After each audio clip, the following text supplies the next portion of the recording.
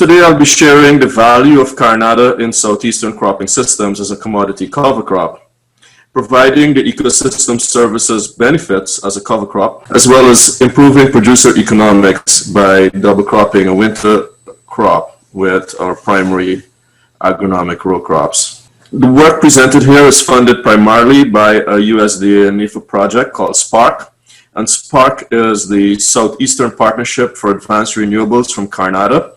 It's a regional consortium that was established in 2017 to support commercial Carinata production in the southeastern US.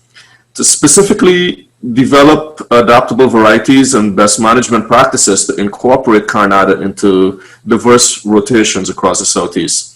So essentially, SPARK is a multidisciplinary team focused on developing Carinata as a sustainable feedstock for advanced renewables, as well as a high protein source for animal feed.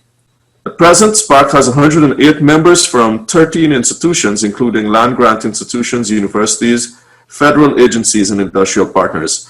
More information about this project can be found on spark-cap.org. So results from several years of testing in the Southeast suggest that Carinata seems to be more adapted to our growing conditions than other oilseed crops evaluated. Tests in North Florida indicate that Carinata outperforms canola by over 100%, and with respect to camelina, it outperforms camelina by over 170%. So this has motivated interest in Carinata as a commodity cover crop. So what exactly is Carinata? Carinata is a member of the mustard family and is a close relative to canola or rapeseed, sharing a common parent, Oleracea. It's a non-food oilseed that has about 45% oil content, and it's also rich in erucic acid, which is a precursor to biofuels. It has a high protein content and low fiber content, making it suitable for animal feed. It also has advantageous agronomic traits. It's cold, heat, and drought tolerant, with low rates of seed shattering, and produces mostly non-dormant seeds. In our region, Carinata is planted in November, and it's harvested in mid-May. It usually bolts in mid-February, with flowering in March, seed and pod development in April, and harvesting in that mid-May when the seed would have been 10% or so moisture content. So the crop is essentially in the ground for about 5.5 to 6 months, providing a green cover with continual live roots during the off-season, similar to the other cover crops. So Carinata is a unique oilseed that is in the early stages of commercialization, and it's currently being developed by UF and its regional partners in the project SPARK.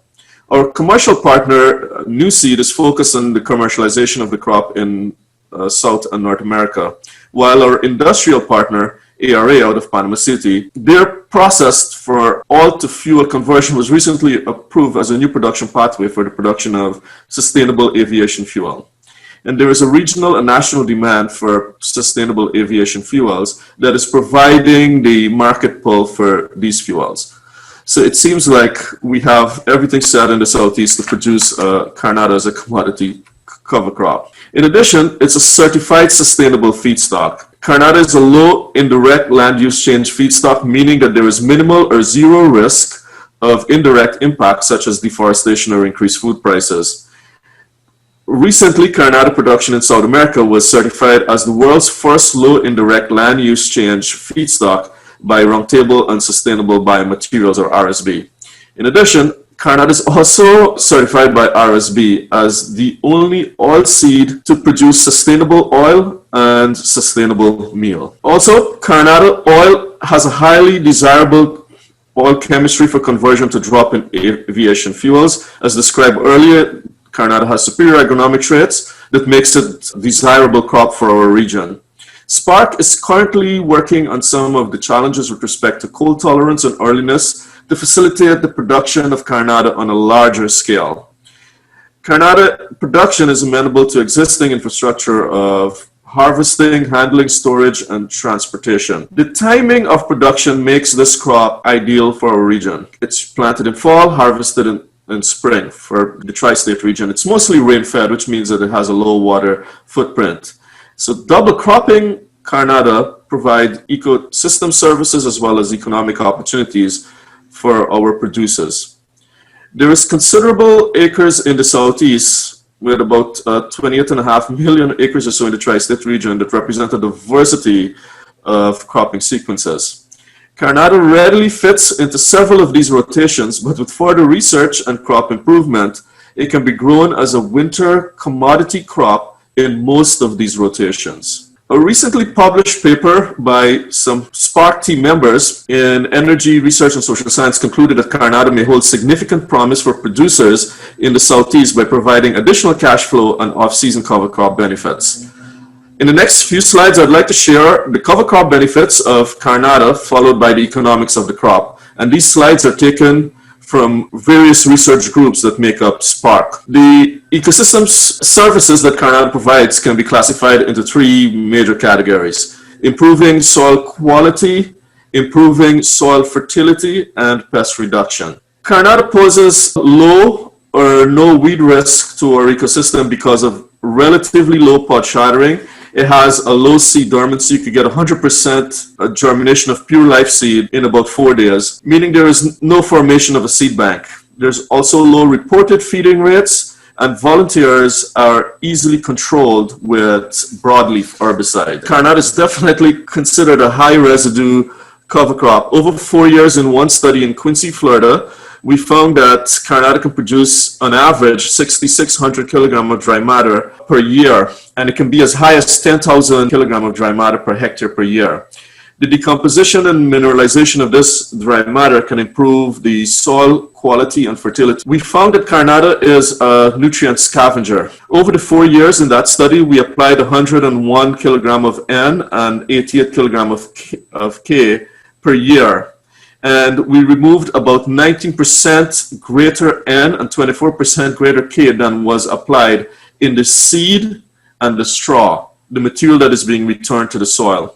About 39 kilogram of N is returned in the straw, and about 95 kilogram of K is being returned in the straw. Because Carinata is a nutrient scavenger, scavenging residual nitrates and recycling it through the biomass helps reduce nutrient loss through leaching and runoff, and makes some of those nutrients available for the next cash crop.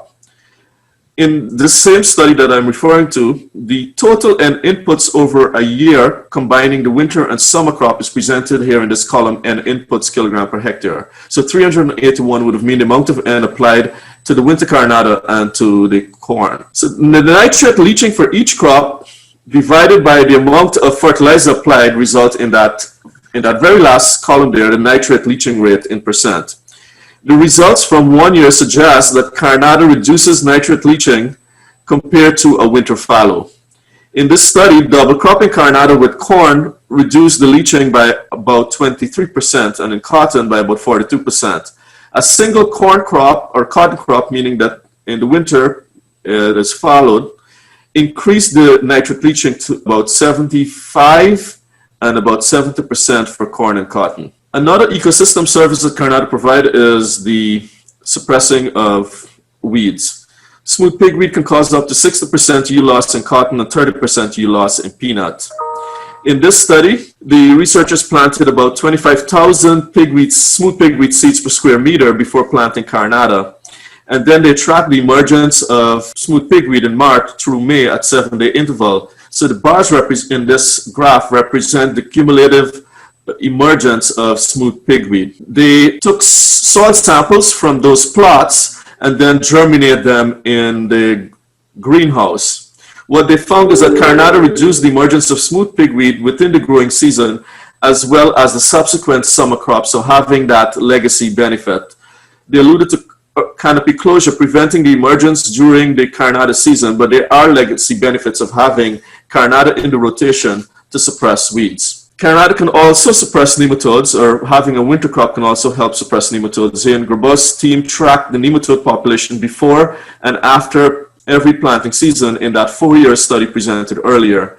They found that 14 genera of plant parasitic nematodes, but most are not considered as important pathogens. They found plant parasitic nematodes were greater in the rotations that had no winter cover crop. They concluded that Carinata could be considered as a crop to manage reniform nematode without causing any damages on free-living populations. In addition, Carinata can serve as a promoter of pollinator health. In this study, which was done in South Dakota on a large scale, pollinators can benefit from Carinata's early flowering time in February and March when food sources are generally scarce. This study found about 53 species of Carinata pollinators and 78 species of non-pollinators that visit the crop during the flowering period. They concluded in a recent paper that Carinata supports pollinators with floral resources, stabilizing the composition of insect communities. Water infiltration can be used as an indicator of soil health. It indicates the soil's ability to allow water movement into and through the soil profile. Restricted infiltration results in poor aeration, leading to poor root growth and subsequently poor plant growth, as well as reduced nutrient availability and cycling of nutrients by soil microorganisms.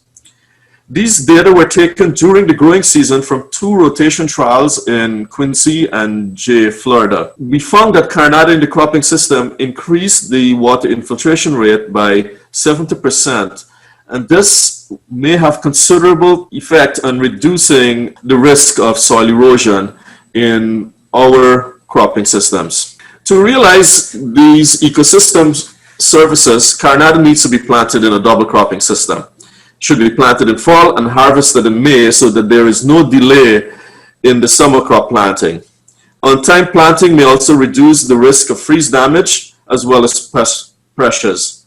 For Carinata to be adopted, it needs to be high yielding to be economically profitable. And there's a suite of recommendations how to produce high yielding Carinata. The value of Carinata in the rotation in a 4-year cropping system is being presented here. Puneet and his team have tested many rotation sequences, and what they found is winter Carinata, double cropping with winter Carinata is more profitable than producing a single crop per year.